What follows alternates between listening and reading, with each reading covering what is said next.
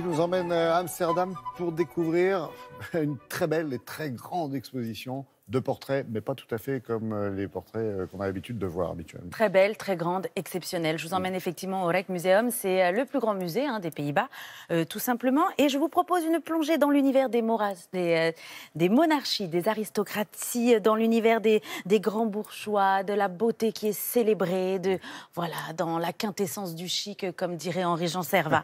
Alors, il parlait comme ça, de quintessence du chic. Voilà. Dans cette exposition, ce sont les grands maîtres de l'histoire de l'art comme Velázquez, Rembrandt et Manet, donc qui ont brossé le portrait de cette haute société. C'est le nom de cette exposition, High Society. Et là, alors on fait un petit bond en arrière, on est entre le XVIe siècle et le début du XXe siècle. C'est une exposition d'exception. Pourquoi? Parce que déjà, les protagonistes sur les tableaux sont d'exception. Les grands maîtres aussi. Et puis aussi, c'est surtout le format qui est exceptionnel parce que le format des tableaux est extrêmement rare. C'est un format où les protagonistes sont debout, en pied. Alors pourquoi est-ce que ce format est rare? Parce qu'il a disparu après la Deuxième Guerre mondiale, la Première Guerre mondiale. Je suis dans la salle et c'est très impressionnant quand on se balade de voir tous ces portraits. Il y en a 35. Et c'est vrai qu'après la Première Guerre mondiale, on a arrêté de faire ces portraits parce que c'était malvenu de dépenser autant d'argent, parce que ça coûte cher de faire ces portraits. Donc je vous propose d'aller à Amsterdam, dans la capitale hollandaise.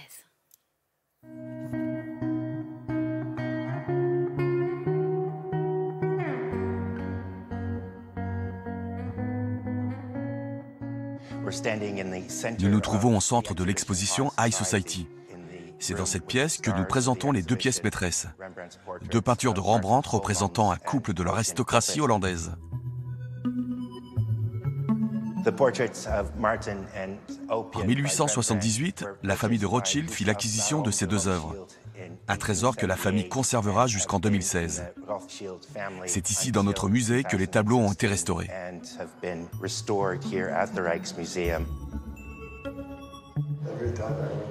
À chaque fois que j'allais me coucher, j'avais madame à droite de mon lit et monsieur sur ma gauche.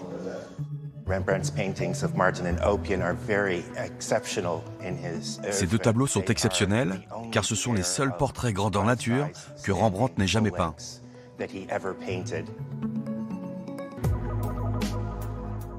Lorsque vous apparteniez à la haute société, il était de rigueur d'avoir son portrait réalisé par un grand maître.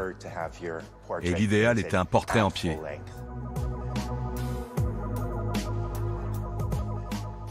Les premiers portraits artistiques jamais réalisés dans ce format sont de Lucas Cranach, l'Ancien. Il représente Henri IV, duc de Saxe, et son épouse Catherine de Mecklembourg, et date de 1514. Mais le premier tableau représentant le monarque le plus important est celui de Charles Quint, qui, il faut le rappeler, était l'héritier de l'Empire romain et de l'Empire carolingien. D'immenses territoires sont ainsi sous son autorité. Un roi puissant dont l'influence du portrait grandeur nature imposa au reste du monde, et pendant des siècles, les règles pour réaliser un portrait d'État officiel.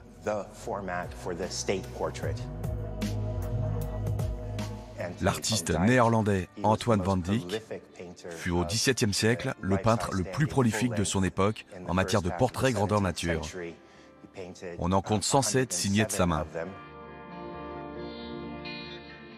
Au XIXe siècle, le peintre américain John Singer Sargent réalisa le portrait du docteur Pozzi, un personnage incontournable de son époque, car il fut à l'origine de la gynécologie moderne. Pozzi était connu aussi pour être un grand séducteur. L'actrice Sarah Bernhardt fut parmi ses nombreuses conquêtes. L'exposition se termine avec une œuvre étonnante d'Edvard Munch, datant de 1907, un tableau très éloigné de son style habituel. L'exposition ne présente pas seulement 4 siècles de portraits grandeur nature de la haute société. L'exposition traverse aussi l'histoire de la mode et du glamour.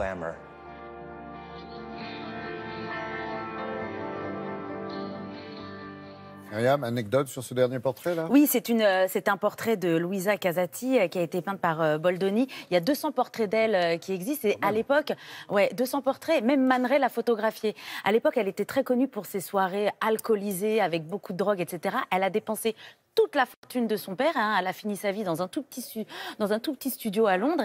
Et juste pour rebondir, c'est que à la fin de cette exposition, avec ce portrait, commence une autre exposition sur la haute société, mais la haute société censurée, sexe, drogue et rock'n'roll. Assez drôle à regarder. Ouais. À Amsterdam jusqu'au 3 juin. Exactement. Merci beaucoup Myriam, merci Frédéric.